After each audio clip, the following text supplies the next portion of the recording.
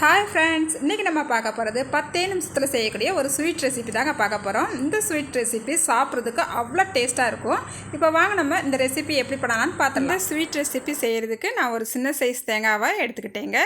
அந்த தேங்காயில் அடிப்பகுதியை மட்டும் எடுத்துகிட்டு மேலே நல்லா வெள்ளையாக இருக்கும் பார்த்திங்களா, அதை மட்டும் நல்லா கட் பண்ணிவிட்டு இப்போ ஒரு மிக்சி ஜாருக்கு மாற்றிருக்கிறேன். இப்போ இதை நல்லா கொரகொரப்பாகவும் அடித்து எடுத்துகிட்டு வந்துட்டேன் பாருங்கள். இந்தளவுக்கு அடித்து எடுத்துகிட்டு இது கூடவே ஒரு ஸ்பூனுக்கு அரிசி மாவு சேர்த்துக்கலாம். சேர்த்துட்டு 3 ஏலக்காய் மட்டும் ஃப்ளேவர்க்காண்டி சேர்த்துக்கலாங்க. சேர்த்துட்டு கொஞ்சமாக தண்ணி சேர்த்துக்கலாம். இப்போ இதை நல்லா வலுவலுன்னு அடித்து எடுத்துகிட்டு வந்துடுறேன். பாருங்கள், நல்லா வலுவலுன்னு அடித்து எடுத்துகிட்டு வந்துட்டேன். இந்த அளவுக்கு இருக்கணுங்க, கொஞ்சம் கூட கொரகொரப்பாக இருக்கக்கூடாது. நல்லா வலுவலுன்னு அடித்து எடுத்துக்கலாம். இப்போ ஒரு கடாய் அடுப்பில் வச்சுக்கிட்டு இதில் 2 ஸ்பூனுக்கு நெய் விட்டுக்கலாம். நல்லா நெய் 2 ஸ்பூன் விட்டால் போதும். இப்போ நல்லா நெய் நல்லா கரையிட்டும். கரைஞ்ச பிறகு இது கூடவே கொஞ்சமாக தேங்காவை நல்லா பொடிசாக கொஞ்சம் கட் பண்ணி வச்சுருக்கிறேன், இதை சேர்த்துக்கலாம். சேர்த்துட்டு இது நல்லா நெய்யிலேயே வதக்கிக்கலாம். இந்த தேங்காவை நல்லா இந்த நம்ம ஸ்வீட்டோடு சேர்த்து நம்ம அந்த தேங்காவை கடித்து அப்படி சாப்பிடும் போது டேஸ்ட்டும் சூப்பராக இருக்கும்.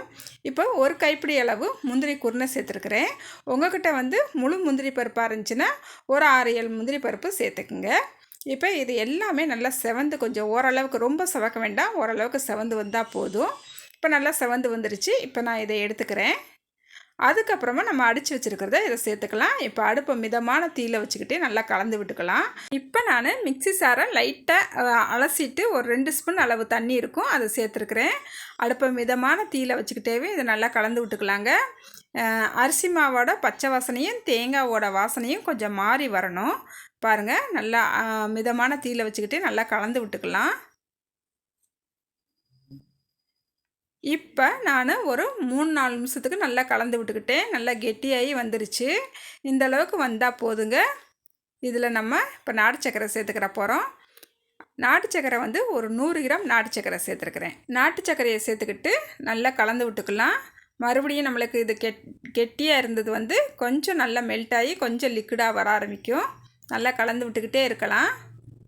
பாருங்கள், நாட்டு சர்க்கரையெல்லாம் நல்லா கரைஞ்சிருச்சு. நான் ஒரு 4-5 நிமிஷத்துக்கு நல்லா கலந்து விட்டுக்கிட்டேன். அதுக்கப்புறம் 1 ஸ்பூனுக்கு மட்டும் நெய் விட்டுருக்குறேன். மொத்தமே 3 ஸ்பூன் நெய் தாங்க விட்டுருக்குறோம். ஆனால் டேஸ்ட்டு இந்த ஸ்வீட்டு பக்காவாக இருக்கும். நல்லா கலந்து விட்டுக்கலாம். அடுப்பை மிதமான தீயில் வச்சுக்கிட்டேவும் முழுக்க இதை கலந்து விட்டுக்கணும். அடுப்பை கொஞ்சம் கூட ஏற்றி வச்சிடக்கூடாது. நல்லா கலந்து விட்டுக்கலாம். அதுக்கப்புறமா நம்ம வறுத்து வச்சுருக்கிற முந்திரி பருப்பையும் தேங்காய் சில்லையும் இதில் சேர்த்துக்கலாங்க. சேர்த்துட்டு நல்லா கலந்து விட்டுக்கலாம். அடுப்பை மிதமான தீயில் வச்சுக்கிட்டே கலந்து விட்டுட்டு இப்போ நான் ஒரு 2-3 நிமிஷமாக நல்லா கலந்து விட்டுக்கிட்டே இருக்கிறேன். நம்மளுக்கு இப்போ நம்ம சேர்த்த இந்த நெய் வெளியில் வர ஆரம்பிச்சிருக்கு. பாருங்கள், சுற்றி வெளியில் வர ஆரம்பிச்சிருச்சு. இன்னும் ஒரு 2 நிமிஷத்துக்கு கலந்து விட்டுக்கிட்டால் போதுங்க. செமையாக இருக்கும். இந்த ஸ்வீட் செய்கிறதுக்கு ஒரு 10 நிமிஷம் தாங்க ஆகும். 10 நிமிஷத்தில் இந்த ஸ்வீட் செஞ்சிடலாம். நம்ம வீட்டுக்கு கெஸ்ட்டு வரும்போது கொஞ்சம் வித்தியாசமான இந்த மாதிரி ஸ்வீட் செஞ்சு கொடுங்க. அவங்களுமே நல்லா விரும்பி சாப்பிடுவாங்க. உங்களை பாராட்டாமவே இருக்க மாட்டாங்க. அதே போல் வீட்டில் இருக்கிற பெரியவங்கலேருந்து சின்னவங்க வரைக்கும் எல்லோருக்குமே இந்த ஸ்வீட் ரொம்ப ரொம்ப பிடிக்குங்க. இங்கே பாருங்கள், நம்ம சேர்த்த நெய்யெல்லாம் நல்லா வெளியில் வர ஆரம்பிச்சிருச்சு. இந்த மாதிரி வந்தால் போதும். இப்போ நம்ம அடுப்பை ஆஃப் பண்ணிக்கலாம். பாருங்கள், அடுப்பை ஆஃப் பண்ணிவிட்டு நல்லா நெய்யெல்லாம் வெளியில் வர ஆரம்பிச்சிருச்சு. இந்த ஸ்வீட் சாப்பிட்றதுக்கு அவ்வளோ டேஸ்ட்டாக இருக்குங்க.